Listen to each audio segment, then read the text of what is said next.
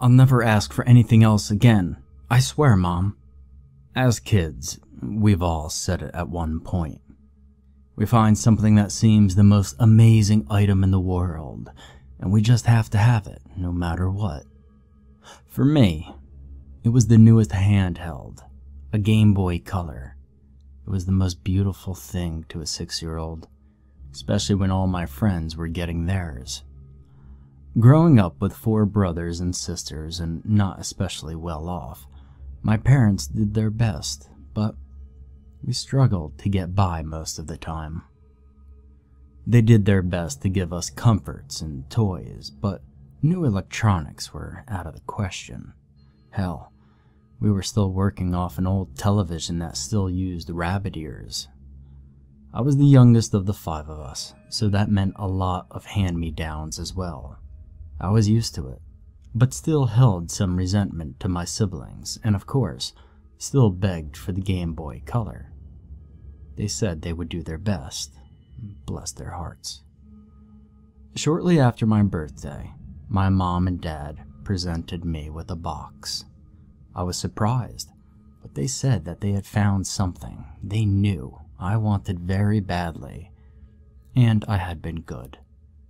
My heart raced with excitement as I tore into the box, but sank into the pit of my stomach. It was not a Game Boy Color. This poor excuse for a handheld was a badly abused original Game Boy. It looked like it had been bitten and melted by something in the corners, as well as stained. And up on the top, a strange camera stuck out of the cartridge inserted inside. And when I picked it up, it read Game Boy Camera. They'd somehow managed to find it with the creepy little printer as well, complete with fading printer paper. You see? Daddy and I found it at a garage sale. It's exactly the kind you wanted. It even has a cool little camera to take pictures, they said, far more excited than I was. I'm not sure if it was the fact that this was the first thing that they had ever given to me first, and it was still someone else's piece of junk, or that they had no actual idea what I wanted, or maybe they had just decided it was too much, so a replacement would suffice and I'd never know the difference. But in my utter disappointment, I threw the worst tantrum I'd had since I was a toddler. I tossed the box on the ground and cried my eyes out, screaming how they were awful and I didn't want this and I wanted my Game Boy Color. Well, you can imagine how that turned out. I got a good whooping from my father in front of all my siblings and a long lecture on gratefulness and how hard they work. In my punishment for my selfishness, they gave my gift to my brother Ryan, only a couple years older than me, and I was so angry. I didn't care though, and was happy to be rid of the thing. Ryan, being a jerk he was, teased me about it endlessly. It was a few days after that he figured out the camera and started printing on it. He would tease me from his room, talk about how much he got to play with the cool system, and I was too little and bratty to ever touch it. I would either yell back at him or slam the door to my room and ignore it. Shortly after, though, I heard him leave his room and call out to our mom, claiming the printer was acting weird. She was busy making lunch and told him it was probably due to being used and to keep trying to see if it would fix itself. I heard him go back into his room, then go back out a little while later, saying it was probably busted and that he was going to his friend's house. Wondering what was wrong with it, I snuck into his room and found the papers lying on his bed. He'd taken photos of himself making weird faces into the camera. The game system had been turned off, as expected. The first few pictures were normal. Then, they changed into those strange faces that everyone knew about. The way the printer paper was stained, they looked even weirder. As I looked down at the later pictures, though, they looked different. Obviously, the camera in the game was not the greatest, so it was sometimes hard to see details of someone's face, or it would look blocky or blurry. The later pictures, however, seemed to change. It wasn't just scribbles or silly words written on his face. His features seemed to change, and there were dark spots around his eyes and mouth. His expression didn't look goofy anymore. Instead, it looked scared. Each picture seemed to change it more and more, and eventually, the pictures changed to where it didn't even look like he was holding the camera anymore. But that someone was taking the picture of him. He got farther and farther away, and what seemed to be a horrible story unfolded. It was showing Ryan running from the camera. The last picture showing Ryan's face half missing. Dark pixels spilled out from the side of his head and laying on the ground. I didn't know what to think. I didn't even know the little camera was capable of things like this. It frightened me immensely, and I jumped from the bed and ran to my mom, telling her about the pictures. She didn't believe me and got angry I was playing with it after my behavior. She scolded me and sent me into my room. I was too nervous to be angry, though. I wondered what was wrong with that Game Boy. Why did it print those pictures? I was immensely relieved when Ryan came back home that night for dinner. He seemed fine, and after that night, I convinced myself it must have been a problem with the system, since it was so beaten up. Just some kind of error. At some point later in the week, Ryan tried again to take pictures. I heard him call it a piece of junk and then chuck it into a drawer. He threw all the pictures he had taken in the trash can. Now, I didn't think much of the Game Boy and the camera until the week after. I had been coloring in my room when I heard a terrible scream from outside and the sound of brakes squealing to a stop.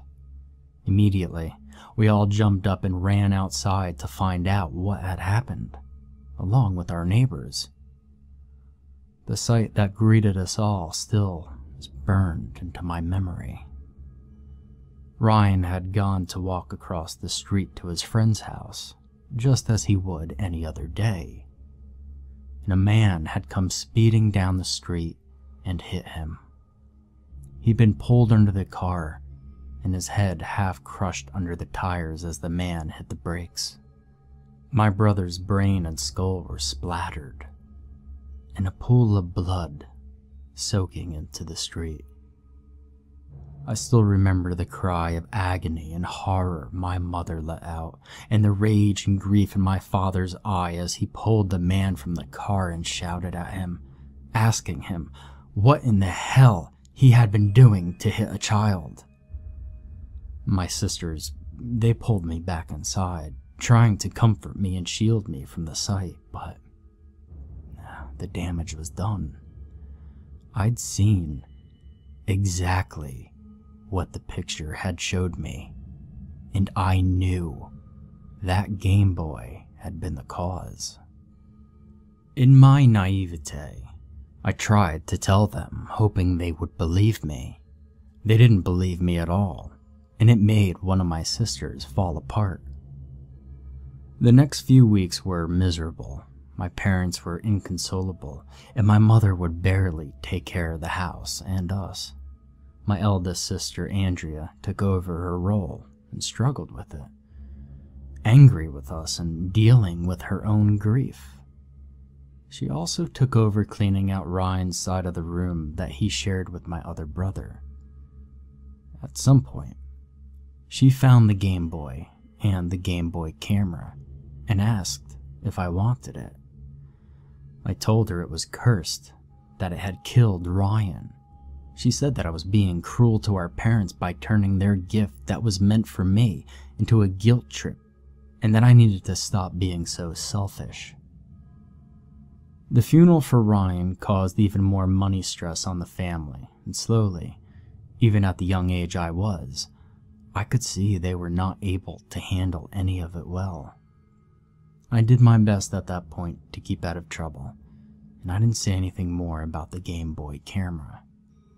I don't know when she took them, but at some point, I guess she needed a distraction from trying to hold up the house. I went into my sister's room to find a missing sock, and thought maybe it had landed into her clothing. Her trash can had the same printer paper in it, and an ice-cold sweat came over my body when I realized. And I couldn't stop myself. I reached in and looked at the pictures. They were the same.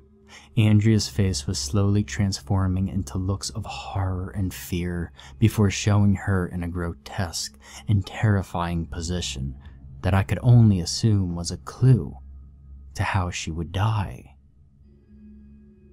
In the ending pictures, her face was barely recognizable and her skin was black. I was definitely sure now. This thing had to be destroyed. I thought to myself that maybe if I could destroy it, I could save my sister from the same fate. I tore her room apart searching for the Game Boy, and eventually, I found it and the printer. As I held it in my hand, something chilling happened. It turned on. The screen flashed the logo before it began to make noises and music. The sound was wrong, as though it was being played backwards. I had been looking straight at it, and suddenly, my face appeared on the screen, and it began to print. In my panicked state, I went to shut it off, but found the button was down already. Should not have been running. I then proceeded to rip the printer paper out and the game out of the system. The Game Boy began to spark an error while the printer spewed out ink all over Andrea's bed. I felt it heat up in my hands and dropped it, watching the screen begin to smoke and the sparks fly out from both the Game Boy and the printer. After a minute or two, it seemed to die. Needless to say, I got in major trouble when my sister came home and found her bedsheets stained with ink and the system broken. My parents were furious and forbid me from going out with friends at all, as well as no TV. I was now considered very irresponsible and not allowed to touch any of my siblings' things. Didn't matter though. I had saved her from a horrible fate and the cursed system was gone. Or so I thought. I think back and realize that of everything I did, the thing may have saved me was not letting the printer finish. 6 months later, my sister was killed when she was driving home and slipped on something in the road. She crashed her car and being trapped inside as it caught fire. When the police came to my parents, they had told them that she was burned beyond recognition, and the only reason they knew it was her because she was driving my dad's car. I couldn't save her. I didn't dare tell my parents about the pictures. I didn't think they would have believed me anyway. Now, years have passed and we've grown up.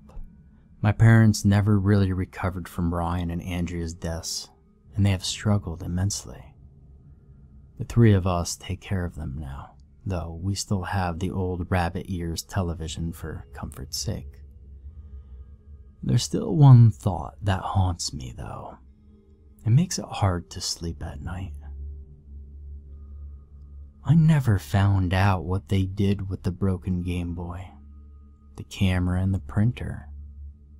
I pray to God every night that the damned thing made its way into some kind of trash compactor or is tangled with the plastic floating in the ocean. I fear that they still wanted it, or donated, or sold it for parts. And someone, somewhere, is repairing it and putting in new paper. And they will see what it was trying to print of me.